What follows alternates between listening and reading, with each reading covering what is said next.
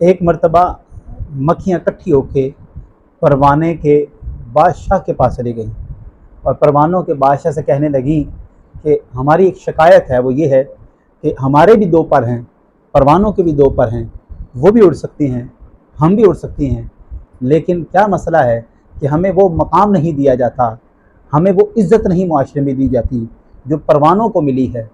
तो हमारे दरमियान इंसाफ कीजिए, या अगर कोई इम्तिहान मकसूद है तो वो इम्तिहान ले लें। तो उस पर परवाने के बादशाह ने कहा, हाँ, एक इम्तिहान ये है कि तुम भी जाओ, रोशनी की तलाश करके आओ और बताओ कहाँ पर रोशनी है। मक्खियों का वो झुंड जो है वो उड़ा और उन्होंने मुख्तलिफ़ जगहों पर जाकर देखा और वहाँ से रोशनी जो तलाश की तो आकर उसकी खबर बादशाह को की कि फ़लाँ फ़लाँ जगह रोशनी मौजूद है। लेकिन हम ये देख रही हैं कि परवाने अभी तक वापस नहीं लौटे, परवाने अभी तक वहीं पर हैं, परवाने अभी तक वापस नहीं लौटे। तो हमारे दरमियान अब फ़ैसला कीजिए और हमें भी वो मकाम दीजिए।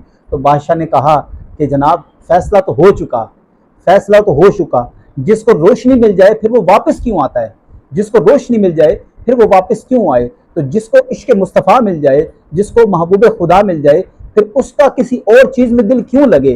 वो शायर ने कहा था ना कि तू शम्मे रिसालत है, आलम तेरा परवाना, और तू माहे नबूवत है, ए जलवाए जाना।